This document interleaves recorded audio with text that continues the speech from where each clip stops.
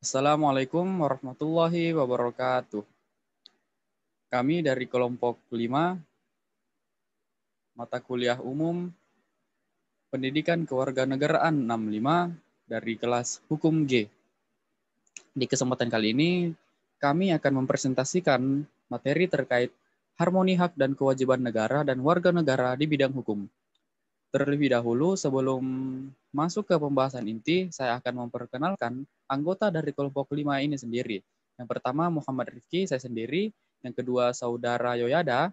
Yang ketiga Saudari Andi Amira Lutfia Ariko.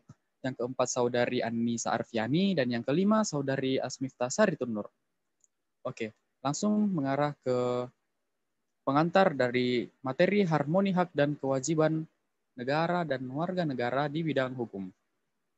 Indonesia merupakan suatu negara hukum berlandaskan Pancasila dan Undang-Undang Dasar Negara Republik Indonesia tahun 1945. Sebagai negara hukum, adanya hak dan kewajiban merupakan dua hal yang tidak bisa dipisahkan. Keduanya harus dijalankan dengan seimbang tanpa ada diskriminasi yang menyebabkan adanya hak dan atau kewajiban yang tidak terpenuhi. Namun dalam prosesnya, tak jarang hak dan kewajiban mengalami ketidakharmonisan dalam pelaksanaannya. Adanya pihak yang hanya menuntut hak tanpa memedulikan kewajiban menjadi tantangan utama dalam kehidupan berbangsa dan bernegara. Nah, pada kesempatan kali ini, tim pemateri akan memberikan pandangan mengenai harmoni hak dan kewajiban negara dan warga negara di bidang hukum. Materi selanjutnya akan dibawakan oleh Saudara Yoyada terkait konsep pemenuhan hak dan kewajiban warga negara di bidang hukum. Kepadanya, saya silakan. Oke, terima kasih. Kita masuk ke dalam konsep dasar hak dan kewajiban. Menurut KPBI, hak adalah benar, kepunyaan, milik, kewenangan, kekuasaan untuk berbuat sesuatu yang telah ditentukan oleh undang-undang, aturan, dan sebagainya, atau kekuasaan yang benar atas sesuatu.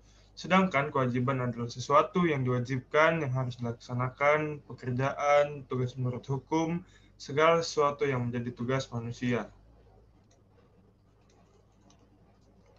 Di Undang-Undang Negara Republik Indonesia 1945 sendiri, pembahasan mengenai hak-hak dan kewajiban-kewajiban negara dan warga negara tercantum dalam pasal 28.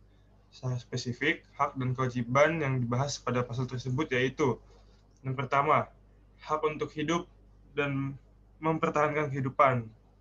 Ada berada dalam pasal 28A. Yang kedua ada hak atas kelangsungan hidup, ada pasal 28B. Yang ketiga ada hak untuk mengembangkan diri dan melalui pemenuhan kebutuhan dasarnya dan berhak mendapat pendidikan, ilmu pengetahuan dan teknologi. Seni dan budaya demi kesejahteraan hidup manusia itu terdapat pada pasal 28C. Yang keempat ada hak atas pengakuan, jaminan, perlindungan, dan kepastian hukum yang adil, serta perlakuan yang sama di depan hukum, itu terdapat pada pasal 28D. Yang kelima ada hak atas kebebasan memilih agama dan beribadah menurut agamanya, dan memilih pendidikan yang lain, terdapat pada pasal 28E. Yang terakhir, yang keenam, ada hak untuk berkomunikasi dan memperoleh informasi, terdapat pada pasal 28F. Saya kembalikan kepada moderator.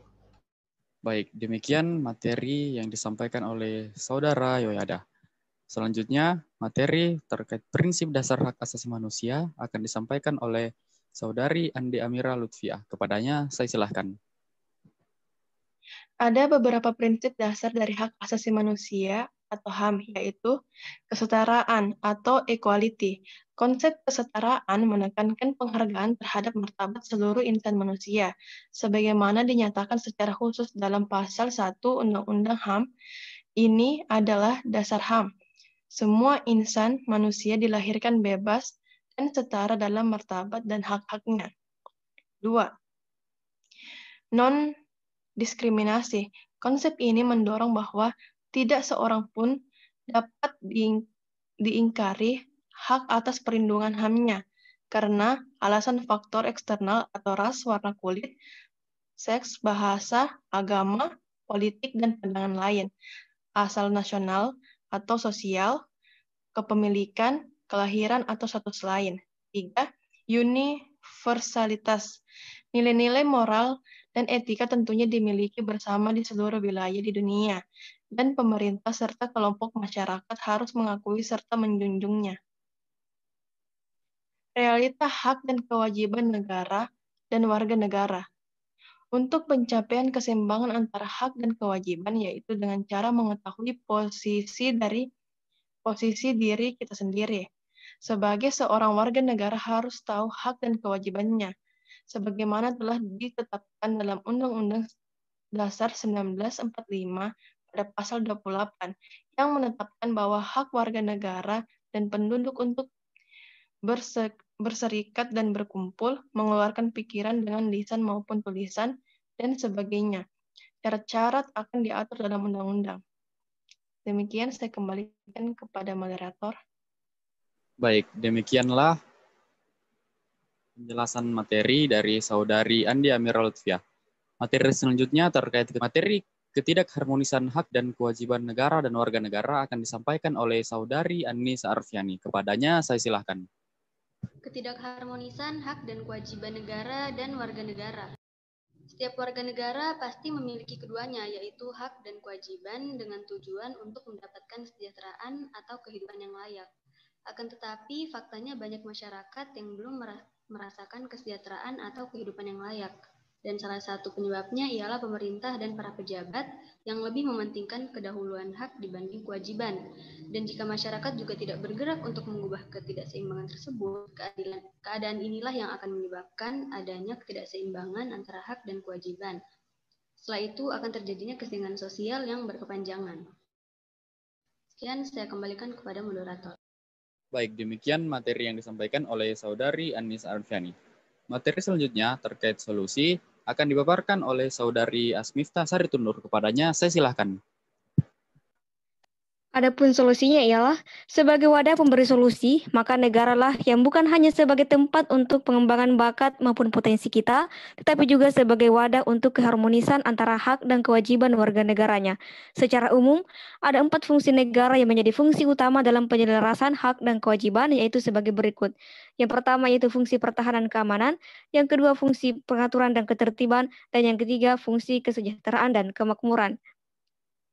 Kehidupan negara akan berjalan dengan baik, harmonis, dan stabil bila antara negara dan warga negara mengetahui hak dan kewajiban secara tepat dan proporsional. Perlu disadari bahwa pelaksanaan hak adalah berkaitan dengan kewajiban, kedua-duanya harus berjalan seimbang. Jika berat sebelah, maka akan menimbulkan pertikaian, konflik, permusuhan, dan kekerasan. Baik, saya kembalikan kepada moderator.